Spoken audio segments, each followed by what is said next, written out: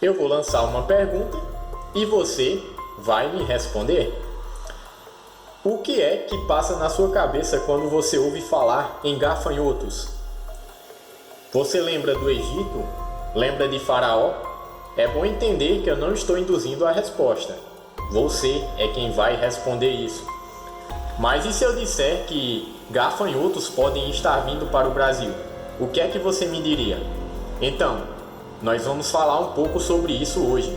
Seja muito bem-vindo e vamos sintetizar.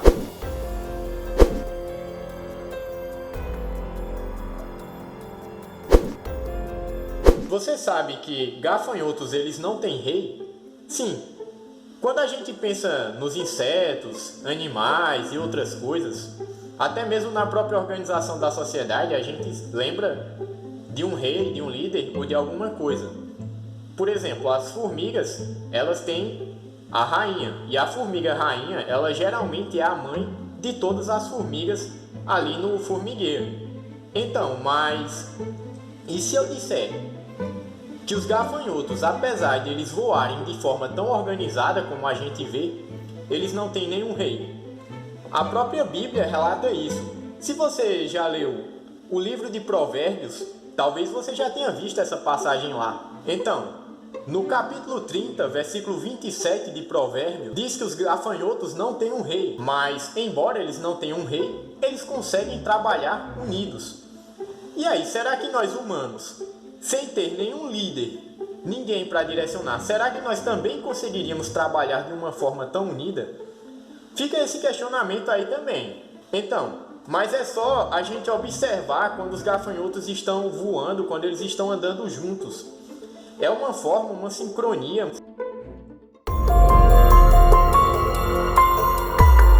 segundo ponto que nós vamos falar sobre os gafanhotos é que eles podem ser utilizados como alimentos. E aí, já imaginou comer um gafanhoto frito? Ou alguma coisa assim?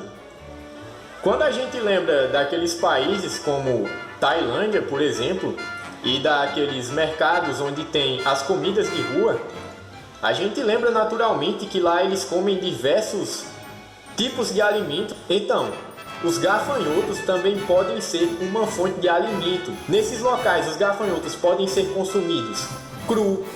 Você pode consumir o gafanhoto frito, de diversas formas. Fica a seu critério. E claro, se você tiver coragem. Mas enfim, vamos prosseguir aqui no nosso tema dos gafanhotos. Existem alguns locais no mundo que nós sabemos que a vida não é fácil. E muitas vezes eles enfrentam crises alimentares e outras coisas do tipo. Então os gafanhotos eles são uma ótima fonte de proteínas, de minerais. E agora, com o risco dessa nuvem de gafanhotos vir para o Brasil, você já se questionou sobre eles poderem atacar humanos ou alguma coisa do tipo? Tem algum tipo de medo assim? Para poder a gente esclarecer essa situação, primeiro a gente tem que voltar lá no tempo, tem que lembrar um pouco de como foi as pragas no Egito. Sim, aquela situação da libertação dos hebreus. Então, as pragas no Egito, elas nos revelam algumas coisas importantes sobre os gafanhotos. E quando os gafanhotos naquela época eles foram atacar o Egito, eles iriam o quê? Eles iriam atacar as árvores que estivessem brotando. E quando fala as árvores que estivessem brotando, então o que é que a gente pensa?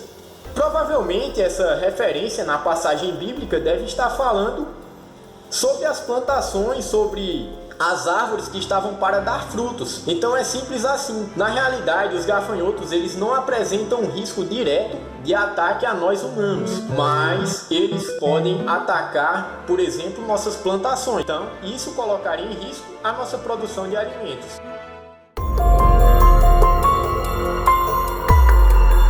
Agora nós vamos falar sobre essa nuvem de gafanhotos que podem estar vindo para o Brasil. Você se perguntou onde aconteceu, onde se formou essa nuvem de gafanhotos? Como ela surgiu? Que é mais provável é que os gafanhotos eles tenham surgido lá no Paraguai. Sim. E aí eles seguiram para a Argentina. Sim.